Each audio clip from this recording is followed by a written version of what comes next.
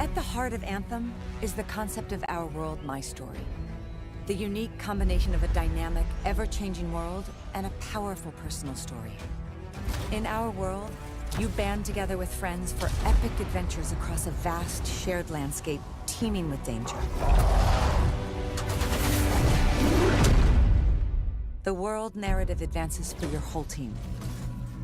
Together, you'll confront countless enemies, those who threaten to take control of the Anthem, as well as ancient beasts. And you'll get further into our world by taking on explosive missions offered by agents who need your help. These missions take you deep into the heart of Anthem, while also developing the personal stories of each agent. Trust me, I'm a person you want to know. Outside of the battles, there's free play, a chance for you to explore solo or with friends, uncover answers to your questions about Anthem, and find powerful artifacts that could lead you to victory down the road. Back within the safety of Fort Tarsus is where my story begins. This is your chance to develop a richly personal narrative where your choices have consequences. In this bustling trader town, you'll develop bonds with your pit crew who can help you prepare for future battles. They're the people in the world who have your back. And as your relationships develop, you'll learn about their pasts and the future they hope to see. Fort Tarsus is ripe for exploration as well. You may even encounter shadowy figures with questionable character. It all depends on the decisions you make. This is real-time storytelling, a reinvention of personal narrative in a multiplayer game. As a freelancer, you are the bridge between the heroic adventures discovered in our world and the personal journey that unravels in my story.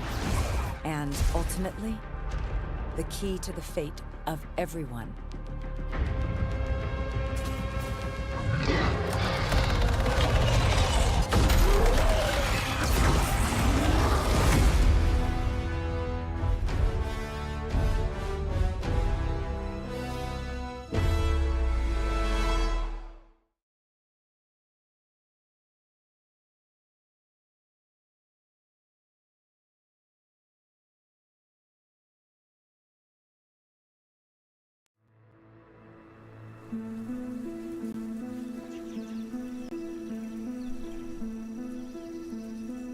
Anthem is something entirely new from BioWare, and so we wanted to promote it in a way that we've never done before.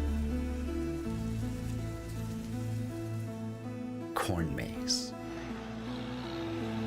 Sure, we could have written something in the sky or bought a billboard that covered the side of a building, but you know what's bigger than a building? A field.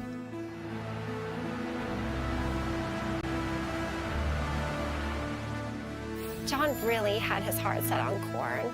I mean, what better way to show the growth of a new game than through corn, which also grows? So we asked Edmonton Corn Maze if we could buy their design, and they said, sure. We've been doing this for 17 years. This is our 17th year, and every year we try and make it something cool and fun for people to walk through. When I was approached to create the design for this maze, I thought, this is the biggest challenge of my artistic career. Never before had I worked with a medium as temperamental, as challenging as corn. He was asking all sorts of questions about color schemes and halftones, and I said, Neil, it's corn. It took weeks of effort, but ultimately, this is the greatest thing I have ever done. With this maze, it was fairly usual. We just follow the lines in front of us and cut it out and then hope that it all grows. Yeah, we start with an empty field and we plant the whole field in rows going north-south and east-west, and then we go along with our rototiller and till out the paths. We couldn't be happier with how it all turned out. I mean, it's a 50-foot exosuit.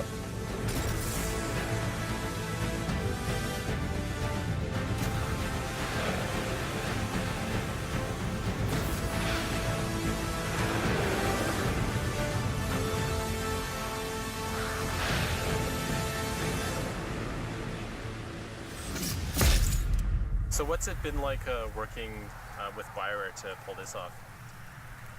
Do you want me to say it's been working with BioWare has been fun? Yeah, that works. Working with BioWare has been really good. It's been lots of fun.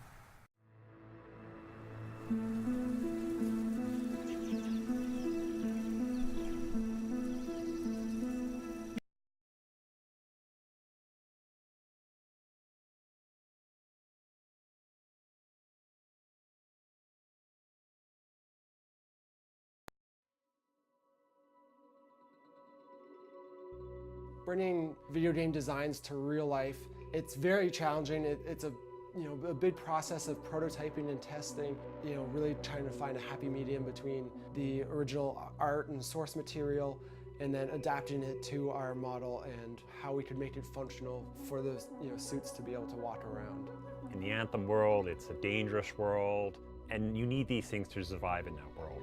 They're not mass produced. They're built by artisans. It needed to be something that you could get from this planet, which was metals and leather and rubber and cloth, and give it that feeling like, yeah, maybe this is something somebody could actually construct. We made sure that these suits were super functional so that when it came time to build this stuff, a lot of the questions were answered. So the process of building the stilts was pretty difficult because between all the suits we have 3 different styles. The first thing that we start off with is making sure that we have the right height for the actor. The second thing I'd say we move into making sure that we have the right foot position. If they don't have the right foot position, they're going to be extremely uncomfortable and won't be able to wear it and won't be able to walk. For suits like this, it's very important for us to have the models chosen early so we can build everything around them. It's adapting their proportions and building a suit to fit them, but it's also building onto their frame to get the silhouettes that we're looking for. One of the main strategies we used was building custom-made muscle suits. The muscle suits are basically spandex suits that have foam padding inside to build out proportions. You need to build out their hips and their waist and their shoulders and their arms and everything in between. And then from there, we design our 3D models and our 3D prints and fabricate and rig as we need to around the original base. We use their models to make sure every detail was spot on and translated as accurately as possible to the real world. So once we nail down the scaling and we're happy with the fit of all the 3D prints, we take them to body shop. So in body shopping, they'll sand out all the imperfections, get it all prepped for either molding and casting or painting. And once the molds are created, things will get cast in different resins and urethanes. The paint job and weathering is what really kind of brought a lot of the pieces to life. Start by figuring out our color palette and then going in and testing different products. There's lots of meticulous taping off of sections that are going to get different weathering to make sure all the colors are in the right spot, in the right tone, and then all the dirt that's layered on top, wiped away, layered on top again. It's a lot of meticulous work that goes into making something look like real metal and also dirty, even though it's not. Working on this project was definitely one of the biggest challenges we've undertaken. We always love the challenges because it forces us to learn and adapt and grow as artists as well. The attention to detail was phenomenal, and just the work that went into those things it just kept getting better every single week we saw it. I think everyone's going to be blown away.